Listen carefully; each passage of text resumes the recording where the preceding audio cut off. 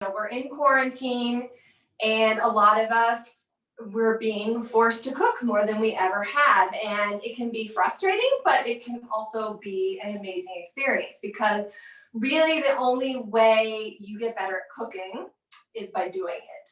And so my hope with these classes is that I can help walk you through some of these recipes, and make it fun. So because of this setup, I wanted to make sure you could see me and the food, but it's not going to be there's not going to be a super close up of what I'm doing, just because of how the camera is.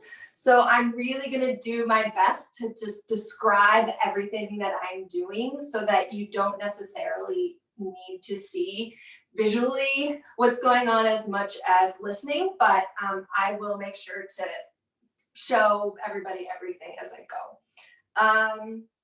Okay, so since we have a lot to do today, I say let's get started. I just wanted this class is all about the holidays. I think the holidays are going to be different this year.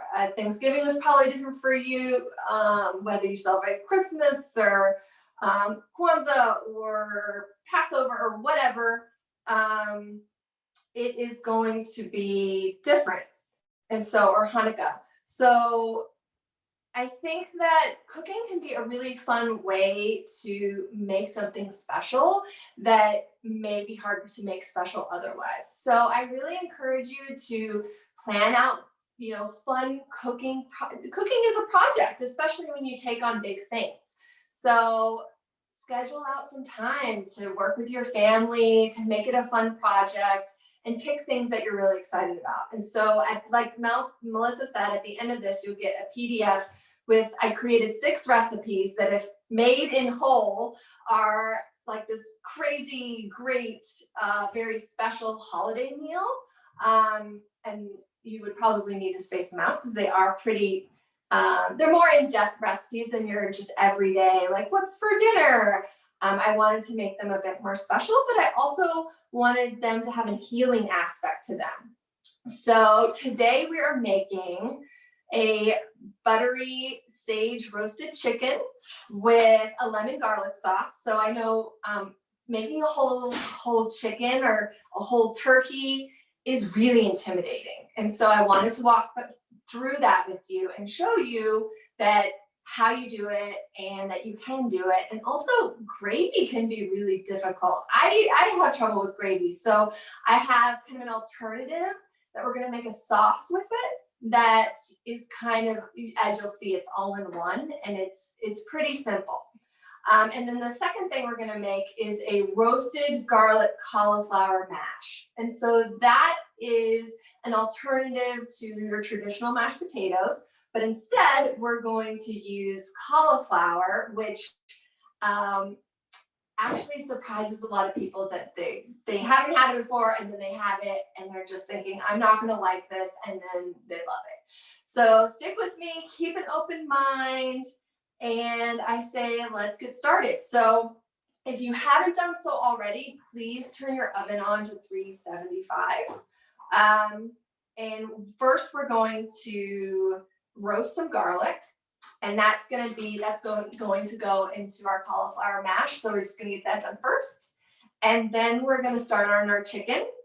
And then once we get that into the oven, then we're going to start on our cauliflower. And then if we have time at the end, I really wanted to show you how I chop and prep kale for a kale salad, which there's a recipe in the ebook for that, but I wanted to make that optional. It's just a demo. I want to make that optional. So if we end up not having time, if people want me to stay on and show that, I am ready to show that. But if people need to go, that is totally fine. Okay, so let's prep some roasted garlic. So to roast garlic, you just peel off some of these papery layers. And what we're gonna do is we're gonna put it whole into the oven. And garlic can be really pungent on its own, but when you roast it, it mellows it out and makes it sweet. And so that's what we're going to do, because we're going to add some of that to our cauliflower mash. So I have my cutting board set up. I have my chef's knife. or whatever knife you're using.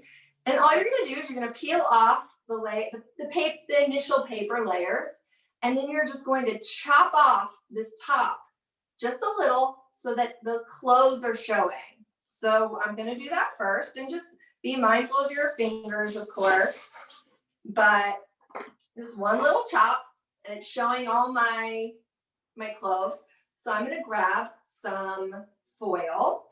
So grab just a little piece of aluminum foil from your drawer.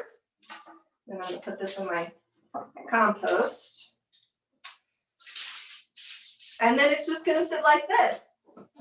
I'm going to grab a little bit of olive oil, and I'm gonna pour it over top. Just a little, not a lot. Just wanna get a little bit of oil in there. And then all I'm gonna do is I'm gonna just kind of loosely wrap it up. And then it's gonna go into the oven. Garlic actually burns fairly easily, which is why we wrap it. We want to kind of protect it. So even if your oven is still warming up, you can throw this in there. So go ahead and throw this in your oven, just on the side or wherever, because we are going to put the chicken in there. But we are done with this olive oil, so we'll put this aside. And now let's get to the chicken. So I'm assuming I didn't give you guys any prep instructions for the chicken, so we'll just start from the beginning. Most chickens are coming in like plastic. So the thing with chicken, raw chicken, is you do want to be very careful. You don't want to contaminate any of your kitchen. A lot of people really love to like rinse their chicken, and I say if that's the way you do it, go for it. I actually don't, because I don't want more of the raw chicken like touching my sink. So I very carefully take some scissors or a knife, and I take the plastic off and just set it. We're going to use a 9x13 baking dish. If you have a roasting pan that's specific for chickens or turkeys, feel free to use that. It's kind of nice because it usually has a little insert that you can set it in. That's great. I'm just working with a 9x13 today, and as long as your chicken fits in it, you're good to go. So take that off carefully, throw that away. Don't try to get your chicken not to touch anything, basically, but obviously your hands and the 9x13. And then you're gonna just put it in there, and you're gonna wash your hands and wash them well, dry them well. And then we're actually going to set this aside, because we are going to prep what we are putting in it. And I use this as my compost. I'm going to actually put all my compost in there. So we are going to make a buttery sage mixture. It's basically like a compound butter, which means we add flavors to butter. And so this calls for a stick of butter. I have left mine out so it's soft. If you just grabbed yours from the fridge, you're going to want to melt it a little bit. And I would say, honestly, I would probably throw this in the microwave just for a little bit. If it melts all the way, that's okay. But if you can keep it a little bit it's melted enough that you can mix things in it, but it's not overly soft, that's kind of ideal. Brooke, but again, go ahead. I have a question. Sandra is asking if she can use just chicken breast. I don't know if that's skin on or skin off, but Chicken breast you can use. The only thing with the chicken breast that you're going to be missing is kind of like the juices and the brothy stuff and the fat that comes from having like the skin and things. So it's skinless too. She just responded, it's skinless. It's skinless. Okay, if you have some extra chicken stock, I would really recommend you could actually pour that in on it, and that would help get the same effect that you're getting from what we're doing. Hopefully, if you have any kind of like chicken broth or even vegetable broth, that will work. Okay. I hope that helps. Okay. So, but the skin on is really nice. Of course, you don't have to. You can, but if you're doing the brush, you're going to need some kind of liquid for the bottom for sure. Okay, and you might not need this much butter, but we'll see. Okay, so I've got my butter. Warm that up, do whatever you have to do so that you can mix things in it. I'm going to add some sage. And so I picked sage because it's a very like kind of holiday-y herb.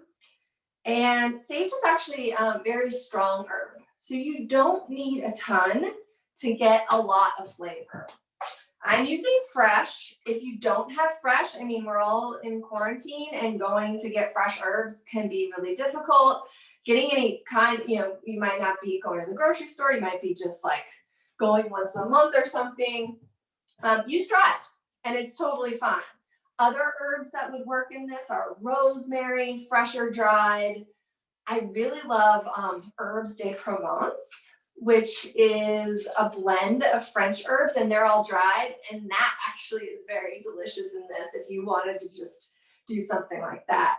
But I'm actually going to cut up, I got one of those little packs. I'm going to cut up all of it. I'm going to use part of it to put into the compound butter that we're making. And I'm going to reserve part of it fresh to just sprinkle on top once we're done, kind of as a garnish. And also the fresher, some of the flavors can get kind of diluted by cooking. So the fresher, if you really like the sage flavor, will be nice at the end. So I'm just going to mince this up. I've got my chef's knife. So go ahead, and if you have some, mince it up. If you have dried, go ahead and add a couple of tablespoons to the butter. And it doesn't have to be teeny tiny. I'm just gonna, what's really cool about sage is I think it has that name for a reason. We think of sage, a wise person or wisdom. Sage has been shown to help with memory. And so they've done studies where people who are eating sage, their memories are improved, 20 minutes, a half hour after they're taking it. And they've also found compounds in sage that are very similar to the chemical compounds used in medications for Alzheimer's. So sage is kind of associated with the brain and keeping the brain healthy. So I chopped it up. I'm just going to add, Brooke, the recipe says, oh, go ahead. Question. I only interrupt you when I have to. If they're using dried herbs, is it still a 2 tablespoon ratio? I would go ahead and put 2 tablespoons. Yeah. Sage is pretty strong, so I'm not going to add a ton. I'm just going to add those 2. I'm just going to sprinkle. I'm just guessing. This is another thing. You can just guess. If you really love something, add more. If you just want a little bit, just add a little bit. And I'm gonna put a little more, and then I'm gonna put this aside because I'm gonna want to use this later. It's always nice to kind of reserve some fresh herbs or spices for later, because that way you can make your meal beautiful and tasty. Okay, so we'll set that aside. What else we're gonna add to this is we're gonna use garlic powder. We're gonna use fresh garlic inside the bird, but we're gonna use garlic powder on the outside because it often kind of burns. So the garlic powder will be 1 teaspoon. So you're just gonna add 1 teaspoon, and I've got a half teaspoon here. So if you don't like garlic, just leave it out. It's gonna be great either way, but I like to add it. I'm going to add 1 teaspoon of salt. And again, that's, if you like, you can always add a little bit at the end if you want, but I just like a little bit. It calls for a half teaspoon of pepper, but since I have like one of these grinders, I'm just gonna wing it and then put some pepper in there.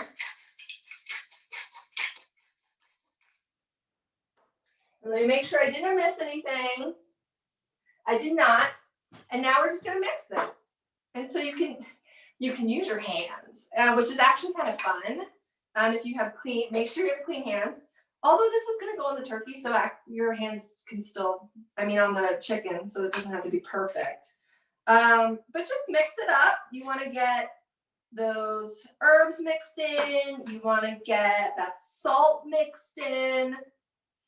You're just going to want to make a really flavorful compound butter. And what's really cool about this is this kind of butter you can simply use it to butter some toast or butter a roll at your holiday meal. It's really good stuff, and you can do this with any herbs, really. You can use thyme. Like I said, you can use rosemary. You can use herbs de Provence. Okay, so I mixed it. About somebody that wants to, is it okay to use olive oil instead? Yes, you can use olive oil instead. If dairy is not something that agrees with you, you can use olive oil, or you can also try ghee, which is butter with the milk solids removed. And you can get that at the store, and you can also make that. So you can like Google how to make ghee. But yes, please use olive oil if that's something that's better. This is, maybe try like a fourth to a half a cup, somewhere in there, and mix it all together. And it's a great option. And another thing that we're being asked is, I know some people came in later. There's going to be a PDF emailed out to everyone. It's a recipe book, and it will have this recipe in it. However, what I can do right now is, as Brooke continues in the chat, I'm going to put the link to the PDF if you're feeling like you want to pull the recipe up. Yeah. Oh, that's perfect. Okay, great. Yeah, and if you are feeling a little overwhelmed right now, please, don't worry. I'm really glad Melissa's going to email that to you, so you can like kind of go at your own pace. So no worries about that. We are going to, I'm going to take 3 cloves of garlic. These have the skins on right now, and I'm going to take the skins off because those are going to go into the chicken. And how I do that is you got to be careful about it, but I lay my knife kind of facing down, take my palm, and I just push on the garlic until it cracks. And then I'm going to do that for 3 of them. And then you can just simply peel it out. We're not actually going to chop this. So we're just taking the skin off. And garlic, as we know, is super medicinal, has been since, well, not the dawn of time, but since the dawn of garlic. And I really love adding it to all kinds of things. Okay, the other thing we have to prep is we have a lemon. So you should have a lemon. All we're going to do is cut this in half. This is going to go inside the chicken as well. So your 3 garlic cloves and your lemon's going to go inside. Now we're going to prep our onion. So this onion, we're going to cut into half moons, and this is going to go on the bottom of the 9x13 baking sheet, kind of surrounding the chicken. As the chicken cooks, all the juices are going to come down, and they're going to cook this onion, not just cook it, they're going to caramelize it. And that's going to bring a lot of sweetness. And we're going to use these onions to make the sauce. So I'm just going to cut off this root end, set that aside, set it on my cutting board flat, and then just cut it in half. And then just going to peel a layer off. Peel as little as you can off, because they found that there are higher concentrations of some of the nutrients, specifically one called quercetin, which is really good for immunity and allergies and things like that, in the outer layers of the onion. So I like to see if I can just get the skin off, because I want as much of the onion and as much of those nutrients as possible. So this is going to go in my compost. So I'm left with my 2 half onions, and to cut them into half moons, I simply put them on their flat side, each half. And then I kind of use the lines. You'll notice there's lines on the onion. I use it to kind of cut towards the middle. So as I come around, it starts kind of at an angle and it slowly goes up, and then I slowly make my way over. So we're going to, and this doesn't have to be perfect. If you would rather cut this into little, like just chop it, that works too. Like you don't have to make these half moons if you feel like you don't want to, or it feels a little intimidating. But if you want to, I love doing it like this. I feel like the smaller the onions are, the more you have to worry kind of about them burning. But this size allows them to be in the oven for as long as the chicken is in the oven and not burn. So I'm gonna toss those ends. Oh, here's another thing. All of this compost that you have, these onion skins, maybe not the sage or the garlic peels, but these onion skins and some of these other things, you can save for broth. So after you're done, go through your compost bucket and put whatever you think you'd like to use in a broth in a freezer safe bag and throw it in your freezer. And you're gonna have broth and then you've wasted very little. Okay, so we're gonna got our chicken. This is what we're gonna do. Take your chicken and simply break up that onion and put it all around this 9x13 sheet. So there's no strategy here. You just spread them out. I mean, you can even put them underneath if you want, but it doesn't matter. They're gonna get cooked. The chicken, a lot of times, so I am not, sometimes people will build like kind of a lift or like a trellis under the chicken to kind of lift it up and let it cook. I actually don't do that. You can put this breast side down, you can put this breast side up. I like to do it breast side down, knowing that the skin is only gonna get crispy on the top and it's not gonna get crispy on the bottom, but that breast is drier. So when I put it like this, the juices are kind of be cooking it and keeping it moist. So I sacrifice a crispy skin, but I'm getting a more moisture rich breast. So that is up to you how you want to do that. There's really not a right or wrong way. Okay, so this is where it gets a little messy and you can choose what you're comfortable with, but we're going to go with our hands. We're going to go underneath the skin and we're going to kind of like move the skin out of the way. And then we're just going to start putting that butter or olive oil mixture all underneath the bird. And so again, this is like a special occasion thing. You're not going to want to do this for a quick dinner, but for a holiday meal, this is going to really take it up to the next level because we're putting the flavor both underneath and then we're going to put it on top. So make sure whatever you're using, you have enough to cover the whole bird underneath the skin and on top of the skin. And so this is just like pure get your hands in there. The skin is attached. So you kind of have to like, in a way, kind of like massage it and detach it from the meat. And so it's just a little bit of a process. I mean, some people are squeamish about this, and if you are, you absolutely do not have to do this. But it does yield a really nice chicken. Hey, Brooke. Yeah. Somebody asking how much broth would you use for Just use bread? enough to cover up the onions so that they get to cook in it. Okay. And then you're good. Oh, go ahead. You are lifting this. You're giving it a facelift, correct? Yeah, I am getting in there. So I am flipping it over.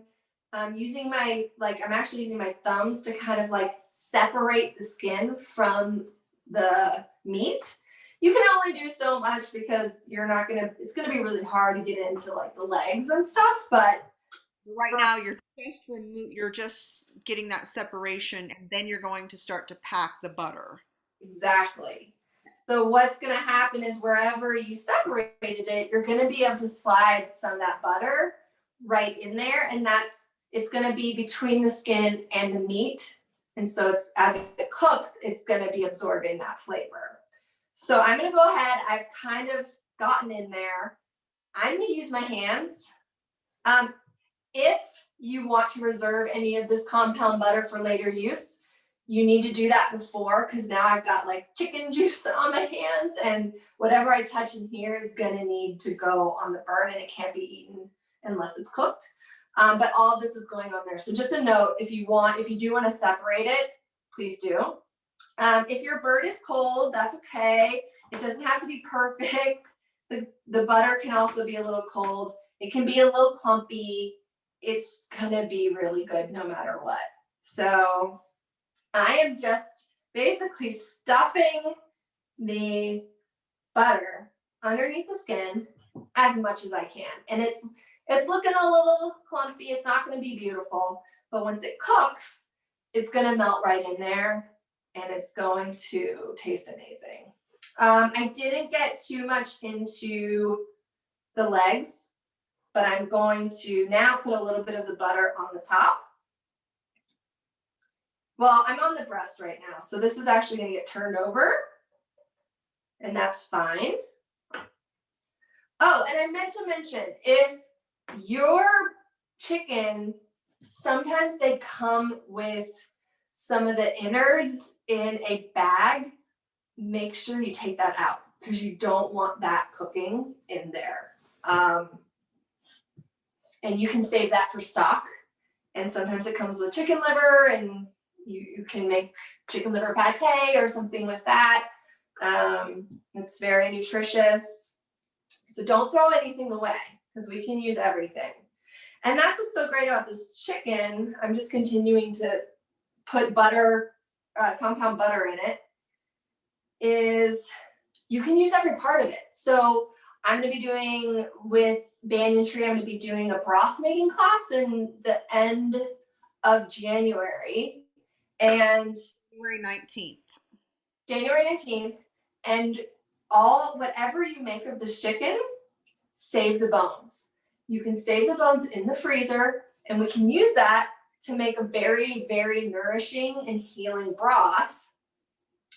And we'll be doing that in that class, or you can do it on your own if you already know how to do it. But there is no need to not use every part and get all the nutrition you can out of this. So what's so great about chicken is it's such a affordable, and it's an affordable and really easy protein. And so we need proteins for our immunity right now. We need proteins. They're just kind of the building blocks of our bodies. And so especially right now, I'm like, make sure you're getting, you don't have to overdo the protein, but get good protein because it's going to help build that immunity and keep you healthy. So I am done. I'm going to wash my hands. And I think we want to give everybody just a moment to kind of get caught up with their butter packing. Yes, please. Take your time. Tell me when you're ready. Yeah, I think we'll just give them just a minute to get it packed. I know I'm also gauging by how my kitchen's going. So we need a minute. But I can also see other kitchens too, so maybe just take a second.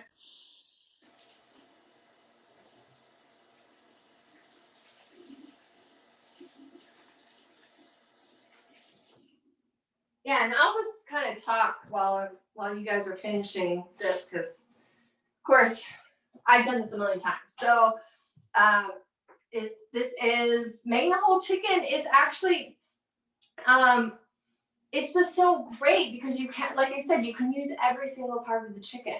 And so and I think I mentioned this before, what's going to happen is this is going to cook, and the skin of the chicken, of course, it has fat, and then the juices from the chicken, which is more the frothiness, is going to come out while it's cooking.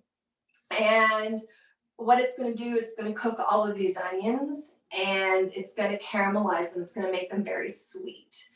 And then what we're gonna do is we're gonna pour it all into either a food processor or a blender, and we're gonna blend it up and it's gonna be our sauce. So I washed my hands, but I forgot that I'm actually putting a couple more things in this chicken. So we had cut up the onion, or we had cut up the lemon, and we had de-skinned the garlic. And so these are actually going to go inside the bird. And the reason being is it just kind of protects the garlic from burning. And the lemon just adds a nice flavor. And we're going to use that lemon in the end to add to our sauce that we're making with the onions. So having said that, I'm just going to throw those in there, and then I'm going to have to wash my hands again. So I'm going to do both. If you like it lemony, do both. If you don't like it lemony, do half.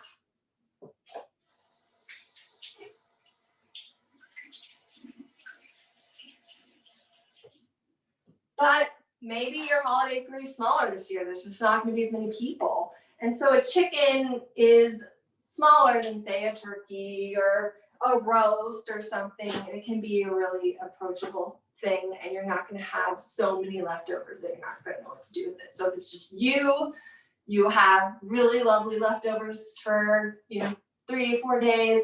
If it's a couple, you're going to enjoy this and still have leftovers. And if you're a family, you're going to all be able to have this at a meal, and it's not overwhelming. You don't need any special equipment. So how is everyone doing? I think that we're at a good place right now. I'm kind of looking at everybody else's kitchens.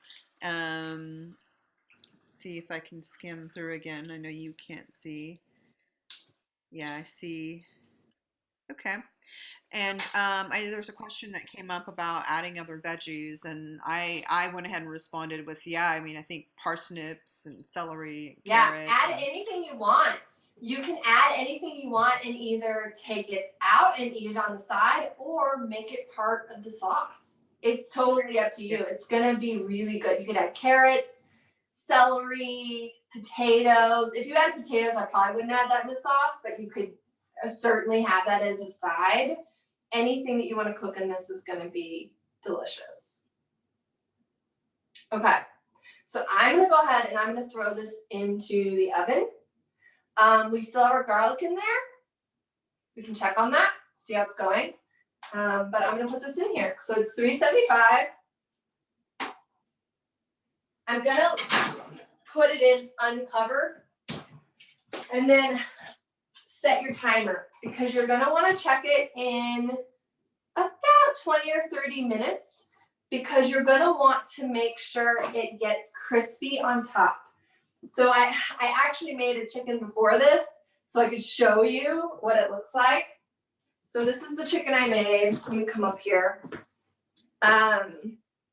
So it should have this like nice browning, but it's not going to take, the whole chicken takes about 75 minutes to 90 minutes to cook. But if you were to leave it uncovered that entire time, it would probably get burned.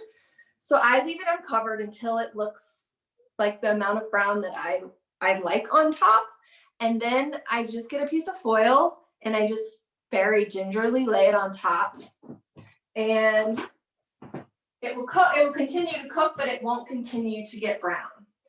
So I'm always absent-minded. I highly recommend setting a timer, or else you'll just forget about it. But ultimately, it's probably going to take 75 to 90 minutes. How you will know it's done is that it will have all the juices will be running clear, so there should not be any pink juices. If it's pink, it's not done. The onions should not be white anymore. They should be clear and they should be really soft, like caramelized. And then the last thing you can do is do a thermometer. So I like to put it in the thigh because that's often the part that gets the slowest to cook. So I'll put it in the thigh and get it in there, and you want it to be like on the meat by the bone, and it should reach 165. And if it is, it's done. And then you'll just set this aside. And so I was going to, while that cooks, we got to check this garlic. I'm going to set this aside. I'll show you how to make the sauce later, but I wanted to go ahead and get started on the cauliflower mash because that's just kind of doing its thing. Of course, when you make the sauce, you'll do it after this class, but I want to make sure that you know what to do. Let's check this garlic. It smells really good. Use all your senses in there. I feel like it could use a little bit more time, at least mine. So I'm just gonna put it back in with the chicken. Okay. Now we're switching gears. I'm gonna leave this. Okay, so if you're cooking with us, you need some cauliflower. So you can have fresh cauliflower. You can also use frozen cauliflower for this, which would work really great. While that's happening, I'm gonna use my burner since I want you guys to be able to see what I'm doing. I kind of set everything up here. And let's get that going. Okay, so you're gonna actually steam this cauliflower. Let's move these so you can see. Move this so you can see. Okay, so on your stovetop, you're going to want to get a fairly large pot. I'm using a pot that is this size. You're going to want to get a steamer basket or whatever steamer thing you have. If you want to do this in the microwave, you can. You can get a microwave safe bowl, like a glass bowl or something, or whatever you have. Put a little water at the bottom and steam it that way. I'm just going to do it on the stovetop. So what this needs is a layer of water so that it then steams it. So I'm going to add a layer of water.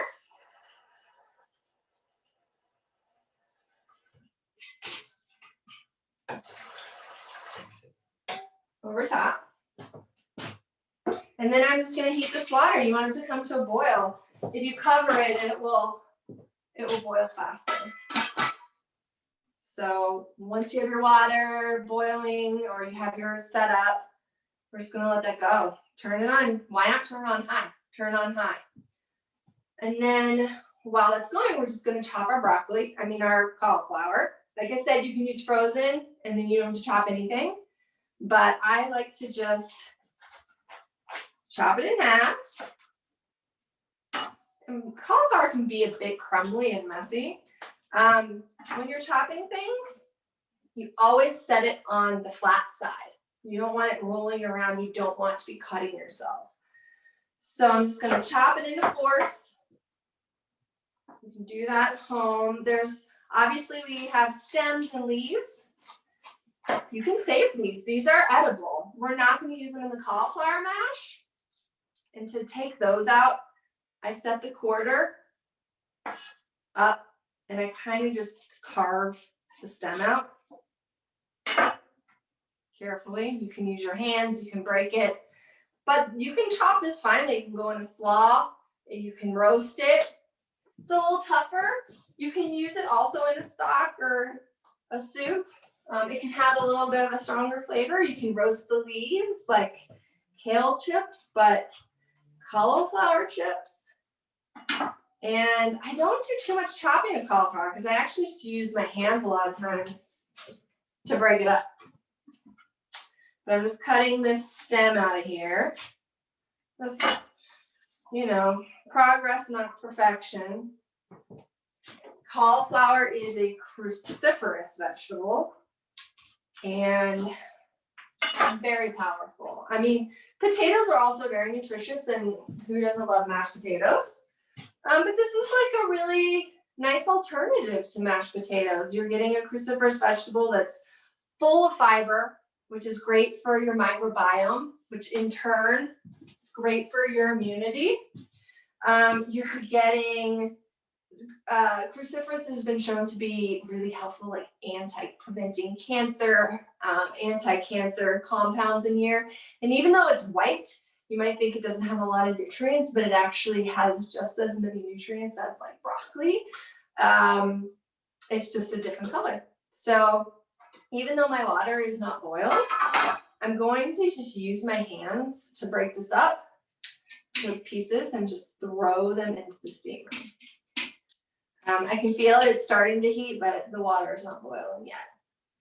You can also just boil it, but all the research I found has shown that when you boil it, a lot more nutrients are lost in the water. And so steaming it retains more of the nutrients. You don't want to steam it to the point where it's like mushy and waterlogged, but you do want to steam it to the point that when you put it in a food processor, it's going to spin up into like a mashed potato type of consistency. So cauliflower is super nutritious. And Brooke, I just wanted to add for anybody that might be diabetic, is another great alternative from doing a potato, which the glycemic load is in the 80s, is cauliflower is one of the lowest glycemic index, and that's at a 10. So that's a bonus right there. Absolutely. Yeah. It's not going to spike your blood sugar, and potatoes often will. So you're absolutely right. If you're just for anyone, especially when you're making a holiday meal, it's usually very starchy and carby.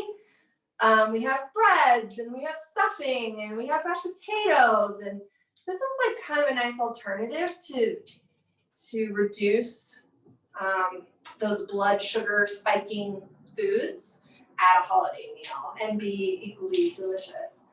I'm gonna add that roasted garlic, but you absolutely don't have to. I sometimes just eat it with some butter or herbs or whatever you want to add. It's so good just on its own even. So I just want to make sure I'm using all this. So I'm kind of just gonna get all that little crumbly stuff in there and put the top on. It's still not boiling yet, that's okay. And I'm just gonna rinse that.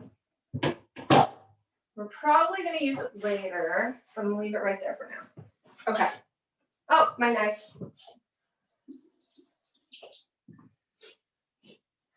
Okay, so what do we have next? Okay, so while you're waiting for this, I'm gonna show you how to make the sauce, but obviously your chicken is gonna take a while, so you don't need to take that out and do that right now. But once your chicken is done and it looks like something like that, you do want to be careful. It's very hot. I usually take the foil, as long as it doesn't have any holes in it, make a little like tint out of it so that it holds all the juices. I don't want any of that coming out. So I'll do something like this, or you can use another baking dish. You can use a plate. Whatever you do, you're just going to remove the chicken from the containers so that you can then get the onions out. So I'm going to do this over here. It's not going to be pretty. I'm just like taking some spoons and kind of like lifting it out carefully. Woo! A little bit slippery, but okay, so my chicken's just out. Now I'm left with my juicy sauce stuff. Now this is where you do have to let your chicken cool a bit, but you're gonna take that roasted garlic and those roasted lemons out of the cavity. And I'll do it over here. Let's hope this works. Okay, so I've got my chicken. So this chicken's been sitting out for a little bit, so it's no longer like really hot. But I'm gonna take, the lemons will be really cooked. I'm going to use a lemon squeezer, but you can certainly use your hands.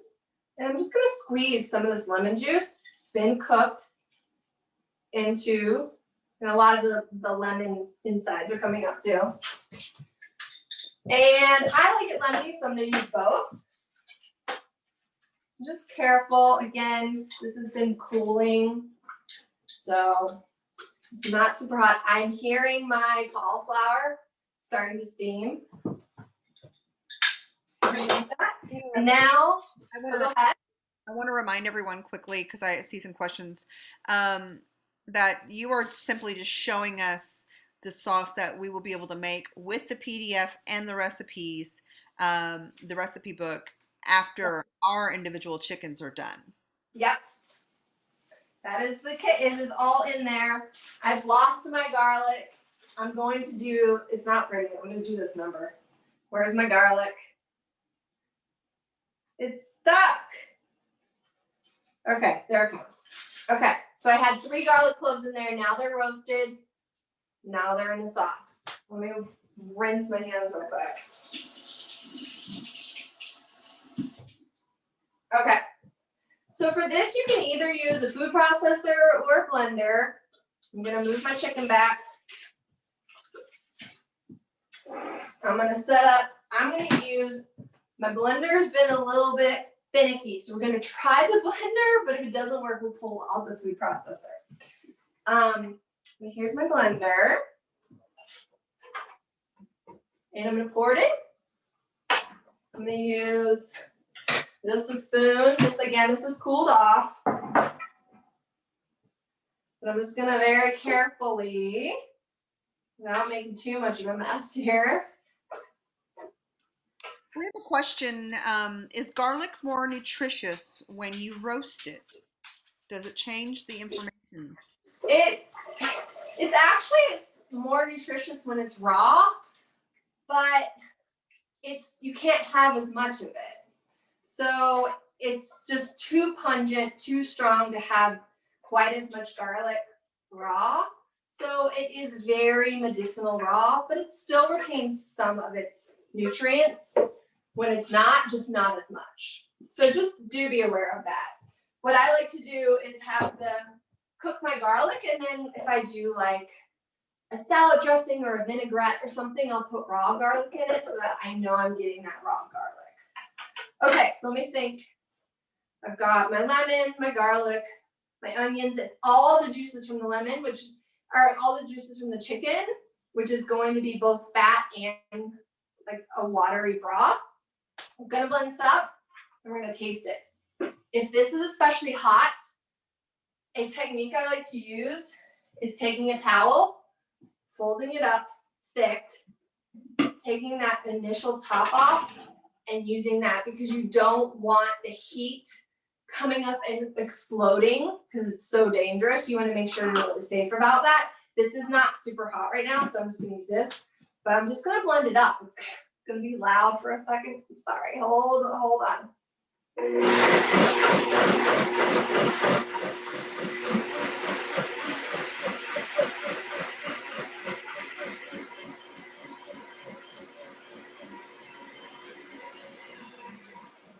And Brooke, you have a couple more questions. Yes. You did not put the garlic in with the cauliflower yet, correct? No, my garlic wasn't ready, so it is still roasting in there with the chicken. And then do the lemon rinds go into the blender? I did not put the lemon rinds in the blender. I actually just squeezed the juice and some of the pulp in, but I did not use the lemon peels. Okay. Okay, so now here's the real key. You always taste things. You always taste it, and then you go from there, because a recipe can vary and individual preferences vary. And I cannot emphasize enough how important it is for you to taste things as you go and make them and adjust them how you like. So some people like things more lemony, some people like things more salty. So we're gonna taste this and see what we think. So I'm gonna get my spoons. Since it is just me, I'm going to not worry about double dipping. But if you are cooking for others, make sure you're not like licking it and putting it back in. So I'm just gonna take a little bit. It's a really creamy sauce. And that is so good, I can hardly, it's the onions, it's so good. I don't feel like that needs anything.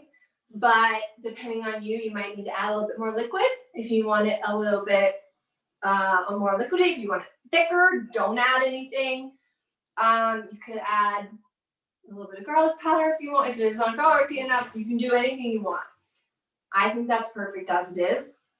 And I'm gonna be done. So this is my sauce. This can go on the chicken. This can go on the cauliflower mash. This can go on the stuffing. This is literally is your gravy. So we'll just set that aside.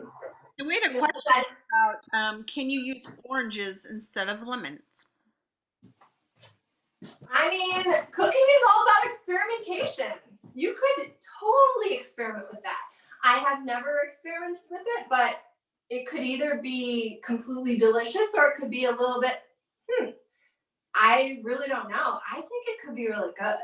I think I would try it. Lemon and orange mixture might be really nice, that little bit of sweetness. Yeah. I think it'll. My blender went off. I think an orange would be really nice. But try it. I've never tried it. Okay, so this is going. I am going to get a fork. And I'm just going to see when this is done. So it's still, I'm stabbing with a fork. It's still not quite done. Needs to go longer. It's just a simple steam. We haven't added any flavors. We haven't done anything. But while this is steaming, I'm going to go ahead and get out my food processor. You can also reuse the blender. If you wanted to take that sauce out, put it in like a nice gravy boat or like some kind of container to pour, you wouldn't even really have to clean that out. You could just have that flavor left in there and add it to the cauli mash, because that would be amazing. I tend to like to make the cauliflower in a food processor because I don't like to add any liquid. It's already kind of liquidy enough. A lot of recipes will call for like broth or something, and I like it to be as potato-like as possible. So I don't add any liquid. Let me get my food processor, which is a little bit stuck. There's the top. How is it going for everyone? I'm curious how it's going. I see people in their kitchens. I see people taking notes. So I'm going to assume that it's going well. In our kitchen, it's going well. Okay, good. Let's check on this. Okay, it's not even close to being browned, so we're good there. I'm not going to add my foil yet, but it's cooking away. The chicken does take a while. Like you need a substantial amount of time to do that. So make sure you plan for at least an hour and a half or so for that to cook. Maybe sometimes even more if it's a bigger chicken. So, but let's check on this. This is getting there. It's a little bit longer. While this is going, do you guys want to know, since we've pretty much covered everything, do you guys want to do the kale demo on how I chop kale? Because I feel like that the way kale is chopped can make or break your salad. So just wanted to run through that. Does that sound good? Or is everyone? Are we about to do the cauli mash? Yeah, the cauliflower is just still cooking. So. Oh, yours is still cooking. Okay. Just hanging out. But if yours is already done, I can walk you guys through it. So if your cauliflower is easily pierced with a fork, completely cooked through, you're just going to very carefully lift it. I use a spoon. I just turn off the heat and start lifting it out of the cooking pot into the food processor. Again, mine is not ready. But you're just going to put that in the food processor. Let's check our garlic, because that's one of our ingredients. Hot. So we have that garlic roasting for most of the time we've been on our class. Let's check this. Okay, it's super soft. It smells it smells like roasted garlic. So I'm gonna go ahead and call my garlic done. You might want to check yours and see. It just should be super soft and easily mashed. And that's how you know it's done. If it's a bigger clove, it might take longer. I mean, it can take up to an hour to cook. So if you need to, you can add this later. If yours isn't ready, you can add it later. I like to add, I don't know, like maybe 2-3 cloves at first. And I'll spin this up in the food processor with the cauliflower, and I'll add a pinch of salt. So I just got my salt. I would add a pinch of salt. I would add, if you're into butter, if you're into dairy, about a couple tablespoons of butter. I'll chop that up and it will melt because this is so hot in there. Spin it all up. And then again, it's the taste it. So you taste it and then see, does it need more roasted garlic? Add it in. Does it need more salt? Add it in. If you like it buttery, does it need more butter? Add it in. This is really make it however you like it. So I'm gonna go ahead. I'm gonna demo this. I think my cauliflower, technically you could use a bit more time, but I really want you guys to see this and have a chance to ask questions if you want. I think this is done enough. And it will steam faster if you cut it smaller. I was using my hands, so it's not super small, so I'm not surprised it's taking longer. But, you know, here we go. It's still going. I'm going to very carefully, because this is hot. This garlic is hot, but I have my garlic. I'm going to take out very carefully a couple of cloves, and I'm using kind of a fork to get those out. Again, if your garlic is not done, you can wait to do this until it's done. So I got garlic. Whew. Okay, some of that in there. I'm just gonna do one right now because I feel like this might need to cook a little bit more. I'm gonna add a little bit of butter. A little bit of butter. I'm gonna add a little, by a pinch of salt, I literally mean like a pinch of salt, maybe 2. Salt brings out the flavor in things. Of course, we don't want to overdo it, but without salt, things will be very bland. With salt, okay, again, we've got this situation where we got steam. So I generally put on the top, and then I get my thing. I also press down. I do not want any of this hot stuff coming out and burning me. So we're just gonna food process this for a little bit. Here we go. I'm just gonna do it. There we go. And this can go for a while. You're gonna do it till it's smooth, and that could be more. That could be a minute. That could be a couple minutes.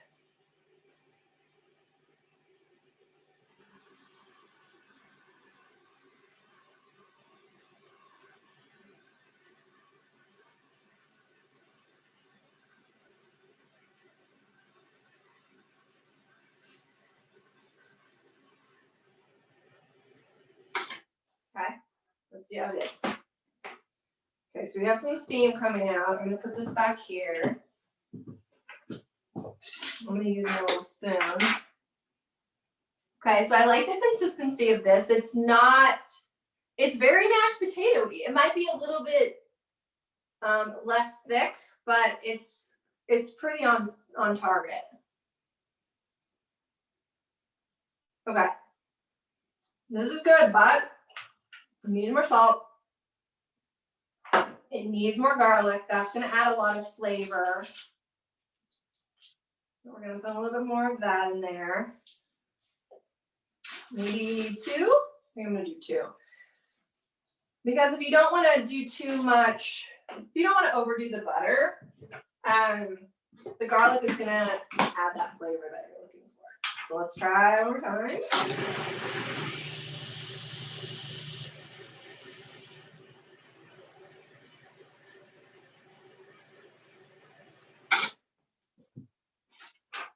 Okay, I'm gonna taste it again. Okay, so this should be more garlicky.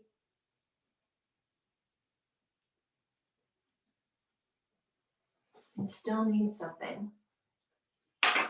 Okay, I am gonna add a bit more butter because butter, actually, let's talk really quick about butter. Butter is very high in vitamin A. And so vitamin A is great for your eyes, obviously, but it's also very good for immunity. And so that's really, I mean, on my mind a lot. And butter also has vitamin E. So yes, it's a fat, and yes, we don't want to overdo it, but yes, we also need some of that. Fat provides satiety for us so that we're not, we've eaten a meal, we feel satisfied, we feel full for a long time. And there are a lot of vitamins that are also fat soluble, and we need fat in order for our bodies to absorb them. So in moderation, please do have some butter as long as dairy works for you. If it doesn't, I highly recommend you try ghee instead. An alternative, it's hard to find an alternative fat to add to this. Like olive oil doesn't do quite the same thing. Coconut oil is going to give it a coconut flavor. I'd really, if you can't do dairy, I would try that ghee out and see how well you tolerate it. Let me try one more time.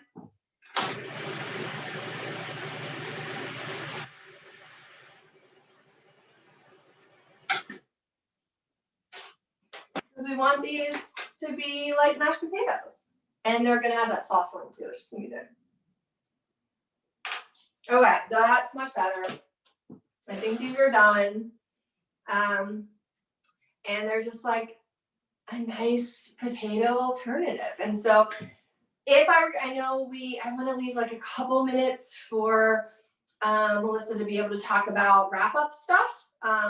Otherwise, while she does that, actually, I will make a plate to show you. But we are done with our meal. I might save the kale for another time. It was an add-on just in case. But we have our roasted chicken, we have our cauliflower mash, and we have our sauce. And one tip I would have for you that we didn't do today is to clean as you go. So I have made quite the tremendous mess in this kitchen right now. Normally, I would kind of clean as I go so that I'm not overwhelmed at the end with dishes. So I highly recommend taking time outs throughout cooking to kind of like clean up and wash a dish here and there or a pot or something like that. But other than that, we are done. And just keep an eye on that chicken, cover it up whenever it starts to get to that brown that you like, and let it cook till it comes to 165 and you're done. Yes, and we do definitely want to leave some people to ask questions, and I also want to remind everyone the PDF will be step by step. And Brooke is also going to type her contact information into the chat box so you can reach out if you have specific questions. On behalf of Banyan, I would just like to remind everyone if you could please fill out the survey. This is really how we understand if we're meeting the community's needs, get to learn where everybody's from, get to hear feedback, and that's all really important for a nonprofit. The other thing that's really important is if you have a little bit to donate, I put the donate link on there. It's super easy. Any amount helps us keep programming going, helps us continue to get a bigger reach into the community, and 100% of your donations goes towards programming. I want to remind everyone we've got some fantastic classes left for the rest of 2020. We've got 2 different dance classes. We have Approachable Ayurveda coming up tomorrow, actually. We've got dance class on Wednesday. We've got another one on the 18th. And on the last full moon of 2020, and this has been a doozy of a year, we have Yoga Flow going straight into a sound therapy session. So I really encourage you guys to look at the website, sign up for updates, and if you are in a position, like so many are, that you can't donate anything right now, what you can do is share our name. Share our post. Tell your coworkers, colleagues, family members about our programming, and just let people know what we're trying to do, and that's make wellness achievable for everyone. Give everybody access. And Brooke, I think she's typing in her credentials right now. Yeah, is that what you're doing? And one last time, I'm going to And put I'm up on. the PDF link. The PDF link is also going to come into an email with you tomorrow. Here we go. Boom. And I think we'd like to know, does anybody have any questions? Anybody has any It's questions? just quiet. Um, I think so. There you go. Can you hear me? Yourself.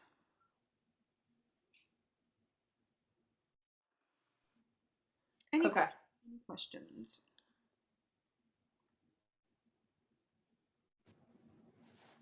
Any No. questions? No?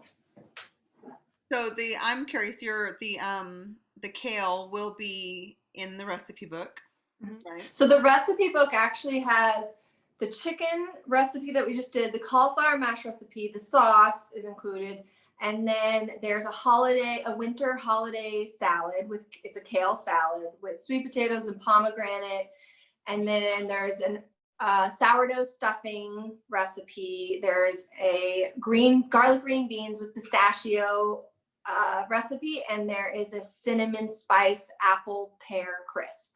Yum. Yeah.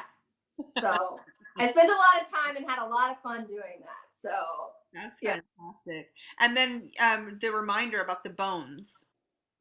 Oh, right. So I'm going to be teaching on January 19th the broth class, and we're going to be making a chicken bone broth. So please when you're done eating your chicken, throw all the bones. It's okay if it has meat on it or skin. Just throw it in a freezer bag and put it in your freezer, because we're going to make broth with that in January. Oh, that's fantastic. That's fantastic.